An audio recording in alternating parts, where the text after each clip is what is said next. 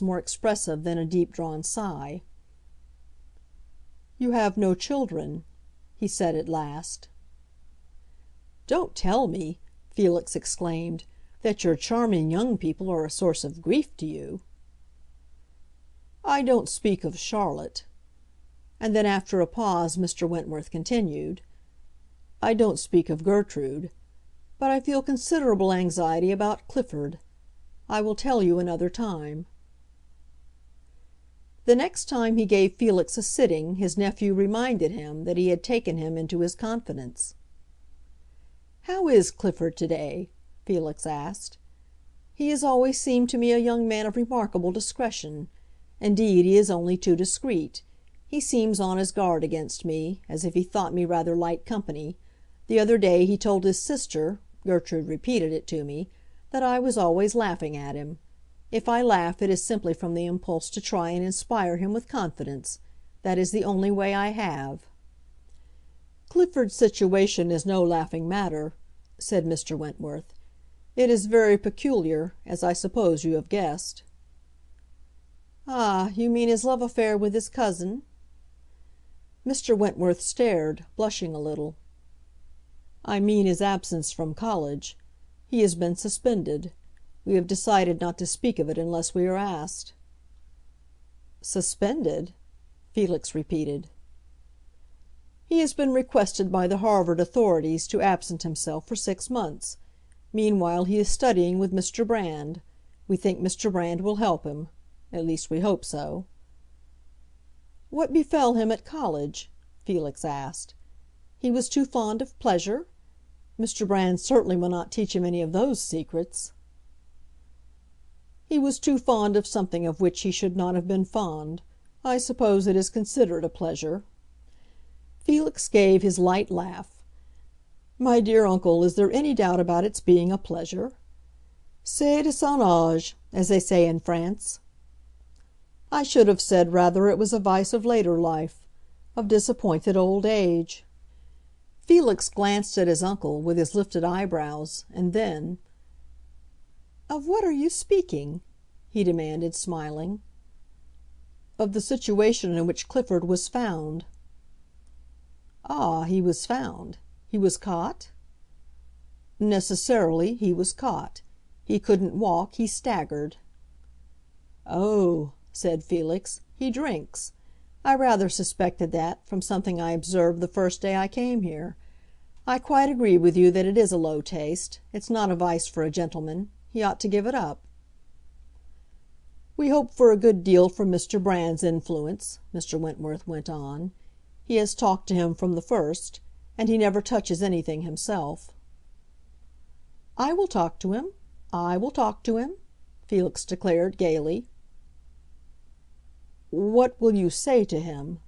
asked his uncle with some apprehension. Felix for some moments answered nothing. "Do you mean to marry him to his cousin?" he asked at last. "Marry him?" echoed Mr. Wentworth. "I shouldn't think his cousin would want to marry him." "You have no understanding, then, with Mrs. Acton?" Mr. Wentworth stared almost blankly. "I have never discussed such subjects with her." "I should think it might be time," said Felix.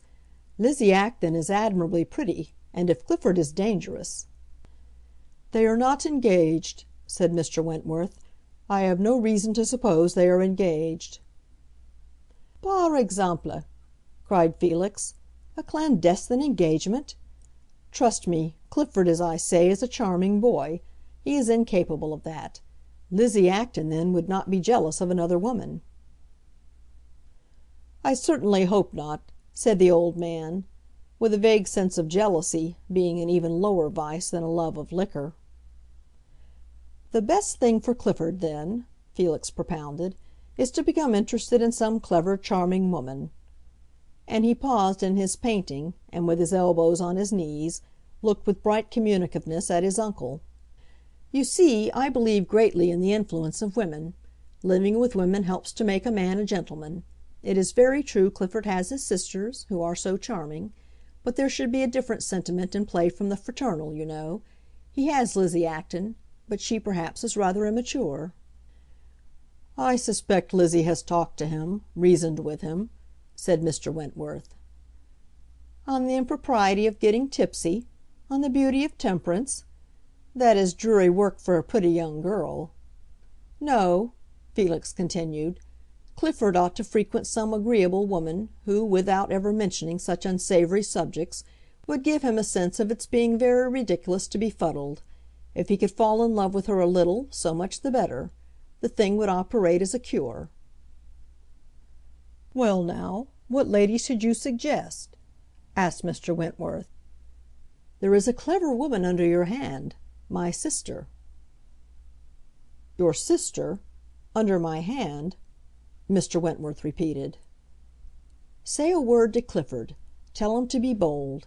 He is well disposed already. He has invited her 2 or 3 times to drive, but I don't think he comes to see her. Give him a hint to come often. He will sit there of an afternoon and they will talk. It will do him good." Mr. Wentworth meditated. "You think she will exercise a helpful influence?" "She will exercise a civilizing, I may call it a sobering influence. A charming, clever, witty woman always does, especially if she is a little of a coquette. My dear uncle, the society of such women has been half my education. If Clifford is suspended, as you say, from college, let Eugenia be his preceptress." Mr. Wentworth continued, thoughtful. "You think Eugenia is a coquette?" he asked. "What pretty woman is not?" Felix demanded in turn. But this, for Mr. Wentworth, could at the best have been no answer, for he did not think his niece pretty. "With Clifford," the young man pursued, "Eugenia will simply be enough of a coquette to be a little ironical. That's what he needs. So you recommend him to be nice with her, you know. The suggestion will come best from you." "Do I understand," asked the old man, "that I am to suggest to my son to make a profession of affection to Madame Münster?" "Yes, yes, a profession!" cried Felix sympathetically. "But as I understand it, Madame Münster is a married woman." "Ah," said Felix, smiling, "of course she can't marry him. But she will do what she can." Mr. Wentworth sat for some time with his eyes on the floor. At last he got up. "I don't think," he said, "that I can undertake to recommend my son any such course." And without meeting Felix's surprised glance, he broke off his sitting, which was not resumed for a fortnight. Felix was very fond of the little lake which occupied so many of Mr. Wentworth's numerous acres, and of a remarkable pine grove which lay upon the further side of it, planted upon a steep embankment and haunted by the summer breeze.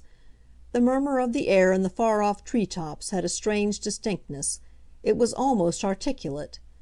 One afternoon the young man came out of his painting room and passed the open door of Eugenia's little salon. Within, in the cool dimness, he saw his sister, dressed in white, buried in her armchair, and holding to her face an immense bouquet. Opposite to her sat Clifford Wentworth, twirling his hat.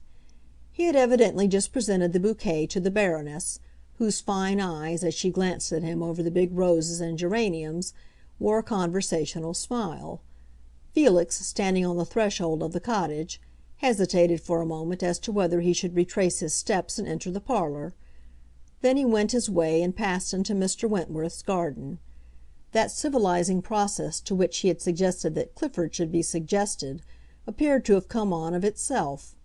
Felix was very sure, at least, that Mr. Wentworth had not adopted his ingenious device for stimulating the young man's aesthetic consciousness.